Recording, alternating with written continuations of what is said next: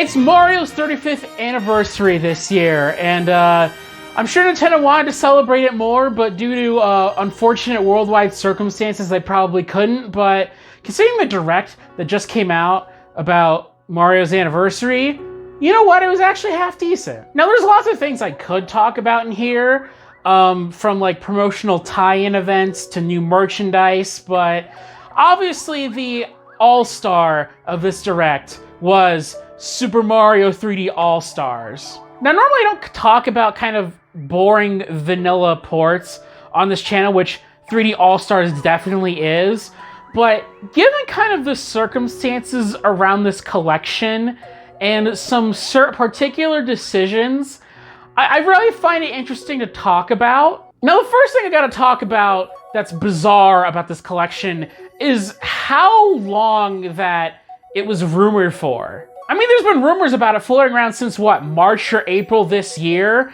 And there was rumors that Nintendo's original E3 plan was a Mario blowout. That's where they're gonna have a really cool E3 booth. And obviously that didn't happen. Now, normally having a port this, like, vanilla being announced that far in advance would have totally destroyed the surprise.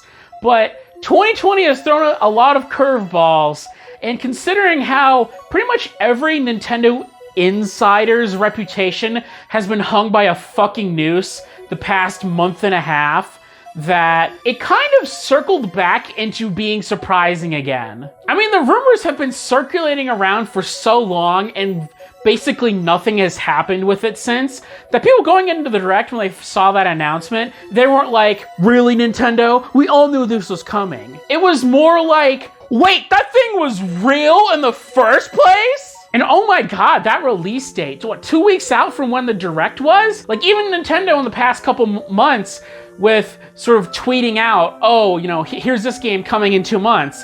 Like, even they haven't had that short of notice. I'm sure there are other examples out there that are like this, but I personally can't think of any. Now, obviously, I'm not just gonna sing its praises for this whole video. I'm gonna rip it apart a little bit, because there are some things severely wrong with something so, like, on the surface uninteresting. The name 3D All-Stars is kind of disgraceful. Okay, Nintendo, I get that you're trying to, like, you know, hammer that nostalgia really fucking hard this year, and you're trying to get people to remember the original Mario All-Stars, but I mean, Mario All-Stars back in the day was kind of equivalent to, like, the Crash Insane trilogy or the Spyro Reignited trilogy that we have today, right? That we have new graphics and it's brought up to snuff with the current gen of gaming, even though the underlying game design might be a little outdated. And so to call 3D All-Stars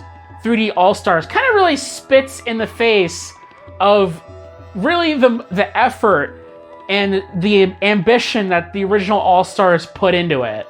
There's really only two ways that I would have been kind of more accepting of the Mario All-Stars branding here. Option number one, they at the very least could have remade Mario 64. Or if remaking Mario 64 wasn't on the table, maybe they could have, you know, maybe really touched up Mario 64 DS for a modern console experience. Or hell, maybe do something weird like the graphics of the original Mario 64, but with the content of the DS version, maybe make some, like, weird hybrid. And then the other option is just to put in more games. I mean, Galaxy 2 is missing, and Galaxy 1's ported on there, so I don't think it would have been that much more effort. And Galaxy 2 was probably one of my favorite 3D Mario games of all time. So for it to not be available on more modern platforms and would have, you know, increased the value proposition of this collection that people are calling poor in the first place is kind of, like, really, like, terrible. I mean, yeah, obviously, compared to 3D All-Stars contemporaries with stuff like, you know, Crash Insane trilogy, or the Spyro Reignited trilogy, or even SpongeBob Battle for Bikini Bottom Rehydrated, this thing is an awful value.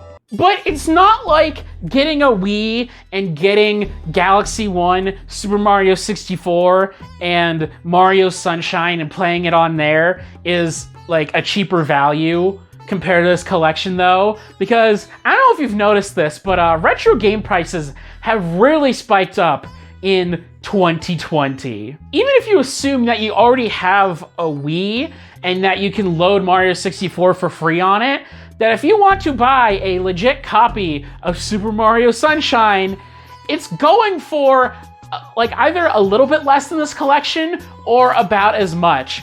And so basically, it's just a better value to get this collection.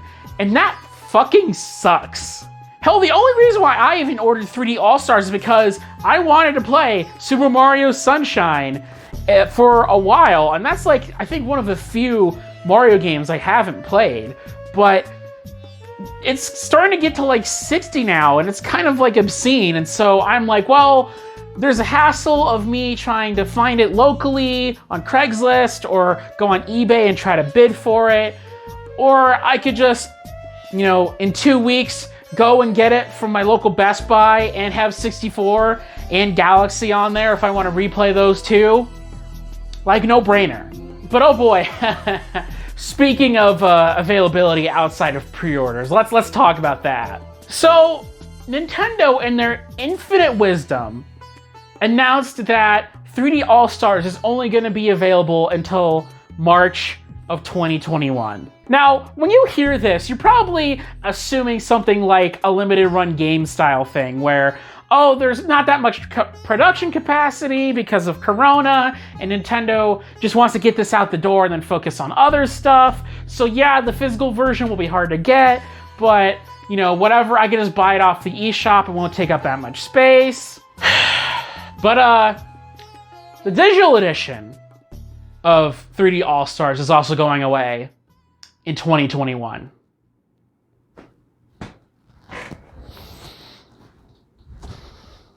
Do I really have to explain how stupid that is? And you know what? I wouldn't even assume that this is just, you know, Nintendo's gonna split up the collection and then sell it at a higher price after that. Because, again, this is Nintendo we're talking about here. This is the same company that, when the 3DS wasn't doing well, offered players 10 GBA games on the 3DS that they never made publicly available for sale.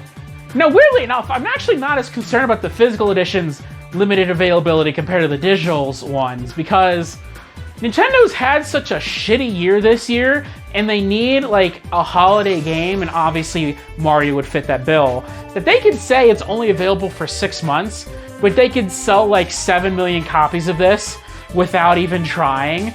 So I'm not particularly concerned about that one as much. Now, obviously, this has led people to accuse Nintendo of doing a Disney Vault strategy with this release, which obviously they are. And for those of you who don't know what the Disney Vault is, it's basically a strategy Disney used prior to Disney Plus, where if something released on like home video or DVD or Blu-ray, that they would only make it available for a limited time. So movies like Cinderella or Fantasia, that they basically would only make them available for a couple months, so that way everybody would buy it all at once at the retail price that Disney sets, and then Disney could just sell that DVD again in a couple years at that same retail price for a couple months, and then keep doing this as there were new formats emerging and stuff. Now, what I don't like is when people are taking the Disney Vault term that, you know, clearly Nintendo's doing this strategy this time around, and kind of retroactively applying it to everything Nintendo's ever done with regard to limited availability shit. And to me, that just seems incredibly dishonest and lacks nuance or any level of context. But that's for a whole other video I could talk about. So anyways, guys, you know, tell me what you think about 3D All-Stars down in the comments below. So anyways, that's it, and have a good day.